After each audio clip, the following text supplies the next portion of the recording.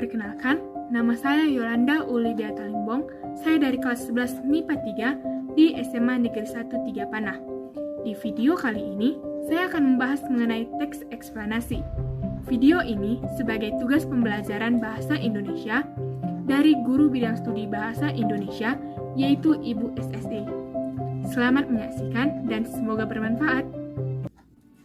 Oke, pembahasan yang pertama. Pengertian teks eksplanasi. Teks eksplanasi merupakan teks yang berisi penjelasan lengkap mengenai proses terjadinya suatu peristiwa atau fenomena alam, sosial, maupun budaya yang benar-benar terjadi dalam kehidupan sehari-hari. Teks eksplanasi ditulis menggunakan fakta serta memiliki hubungan kausalitas. Pembahasan yang kedua yaitu struktur teks eksplanasi. Berdasarkan strukturnya, teks eksplanasi dibedakan menjadi 3 bagian. Bagian pertama yaitu pernyataan umum atau general statement. Adalah bagian awal atau pembuka dari teks eksplanasi. Pernyataan umum adalah bagian yang menyampaikan topik permasalahan yang dibahas, serta berupa gambaran umum mengenai apa, mengapa suatu peristiwa dapat terjadi. Kedua, deretan penjelas atau sequence of explanation, yaitu bagian yang berisi penjelasan yang lebih mendalam mengenai topik yang dibahas. Deretan penjelas ditulis untuk menjawab hubungan sebab dan akibat bagaimana suatu fenomena dapat terjadi. Yang ketiga, interpretasi.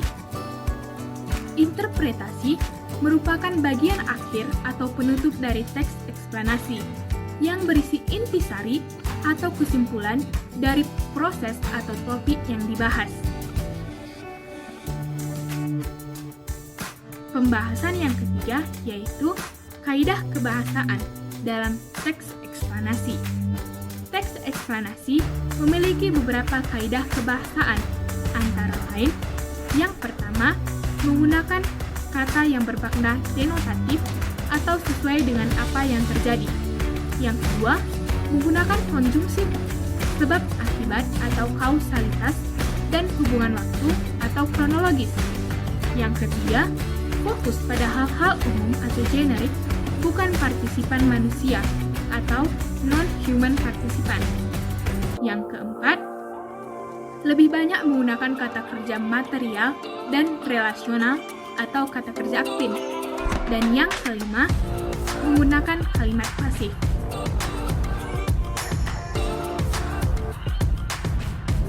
Pembahasan yang selanjutnya yaitu ciri-ciri dari teks eksplanasi.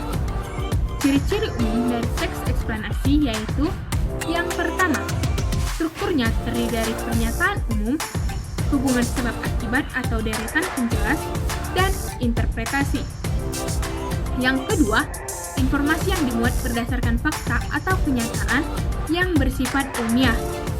Ketiga, logis. Artinya, penjelasan fenomena dalam teks eksplanasi bersifat logis dan teoretis. Keempat, objektif. Artinya, penjelasan dalam teks disertai dengan argumen yang bersifat objektif dengan didukung teori yang relevan. Kelima, bersifat informatif dan tidak berusaha memengaruhi pembaca.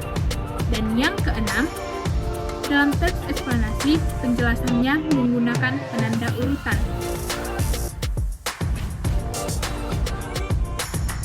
Pembahasan yang selanjutnya yaitu jenis-jenis teks eksplanasi.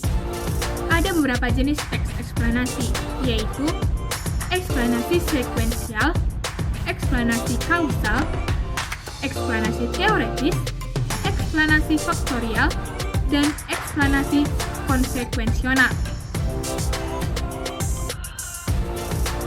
Oke, pembahasan yang selanjutnya, tujuan teks eksplanasi. Pertama, untuk menjelaskan fenomena yang terjadi baik di alam maupun sosial. Yang kedua, untuk memperhitungkan mengapa fenomena itu terjadi. Dan yang ketiga, untuk menjelaskan bagaimana terjadinya suatu fenomena.